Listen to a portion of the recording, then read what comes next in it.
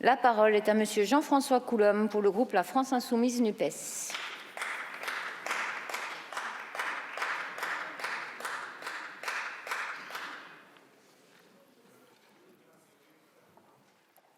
Merci.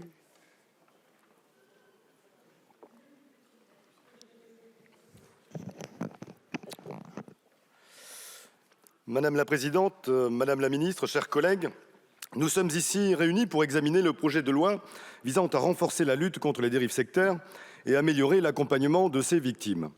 Ce nouveau texte prétend enrichir et renforcer la loi Abou-Picard de 2001, qui avait alors le titre et l'objectif plus ambitieux de « loi visant à renforcer la prévention et la répression des mouvements sectaires portant atteinte aux droits de l'homme et aux libertés fondamentales ». Nous étions alors 6 ans après les meurtres et les suicides collectifs de la secte de l'ordre du Temple solaire, dont les adeptes avaient été convaincus de devoir rejoindre Sirius un aller simple. 1 an après la loi Abou-Picard et succédant à la MIL, s'était créée la Miviludes, rattachée depuis 2020 au seul ministère de l'Intérieur. Alors pourquoi légiférer de nouveau en 2024 ? Entre 2020 et 2021, le nombre de saisines de la Miviludes a progressé de 25% sur le plan de la santé, jusqu'à atteindre le record de plus de 4000 saisines. Cette hausse s'explique, selon la Miviludes, par la crise sanitaire de la Covid qui a favorisé l'émergence de nouvelles mouvances et d'individus souhaitant tirer profit des personnes isolées, malades ou en perte de repères. La crise sanitaire, à elle seule, n'explique pas la perte de repères généralisée infligée à notre société tout entière et aux classes modestes en particulier. Crise sociale, crise environnementale, crise démocratique, autant de dangereuses dérives qui plongent les plus faibles d'entre nos concitoyens dans un désarroi qu'exploitent des entreprises commerciales dont les pratiques s'apparentent davantage à de l'escroquerie en bande organisée qu'à la volonté de faire de leurs clients des adeptes de telle secte ou de telle religion.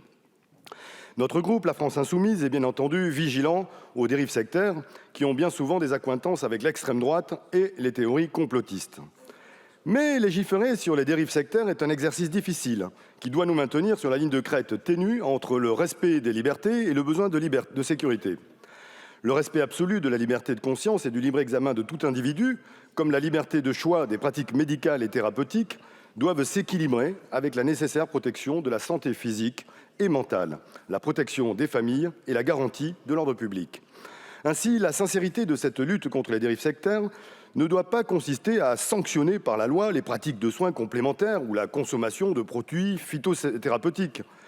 Soulignons que si l'État se voulait réellement protecteur en la matière, il interdirait immédiatement l'alcool et le tabac et n'aurait pas fourni d'autorisation précipitée de mise sur le marché du Mediator, de la Dépakine et tant d'autres qui ont causé tant de décès.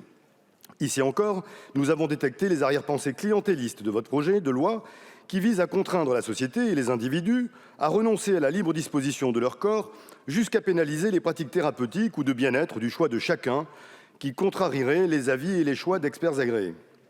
La médecine, que nous chérissons tous, n'est hélas pas une science exacte et les bénéfices des interactions humaines pour la santé ne sont plus à démontrer. Par ailleurs, l'efficacité de la lutte contre les dérives sectaires ne consiste pas davantage à qualifier des croyances ou les pénaliser, mais combattre leurs dérives lorsqu'elles ont des conséquences dommageables ou délétères pour soi-même ou pour la société. Comme toujours avec votre gouvernement, nous pouvons douter de la sincérité de l'objectif affiché de vos lois, comme ce fut le cas en 2021 avec votre infâme loi séparatisme, qui, au prétexte de respect de la laïcité, stigmatisait d'autant plus une religion qu'elle trahissait et pervertissait la vertueuse loi de 1905 sur la laïcité qu'elle prétendait pourtant renforcer. Le texte proposé ici ne répond donc à aucun des enjeux soulevés par toutes ces questions. Pour la France insoumise, l'efficacité de la lutte contre les dérives sectaires est conditionnée par une véritable prévention dotée des moyens nécessaires, la reconnaissance et la formation des professionnels et experts qui produisent de l'éducation populaire au quotidien et le soutien aux associations qui défendent les victimes. En l'occurrence, le gouvernement retire aux associations reconnues d'utilité publique le droit de se porter partie civile dans des affaires en justice au profit d'un agrément discrétionnaire. Quel projet motive ce sectarisme ? Ensuite, le gouvernement veut agir sans dépenser le moindre euro. Or, quand les moyens de l'éducation, de la recherche, de la santé ou de la justice régressent, les dérives sectaires progressent. Enfin, dans cette loi, comme dans toutes les lois macronistes sans budget, on assiste à une débauche d'aggravation des peines et des sanctions qui menace directement nos libertés fondamentales et justifie la construction de toujours plus de places de prison. Cette atteinte disproportionnée au droit a été soulignée par le Conseil d'État, puis par le Sénat, sans que la minorité présidentielle revoie sa copie. Aussi, les commissaires aux lois de la France insoumise ont voté contre la réintroduction de l'article 4, dont l'objet trop vague menace nos libertés. Liberté d'expression, liberté de chacun de choisir la thérapie qu'il souhaite et le droit impérieux des lanceurs d'alerte de critiquer les dérives pharmaceutiques.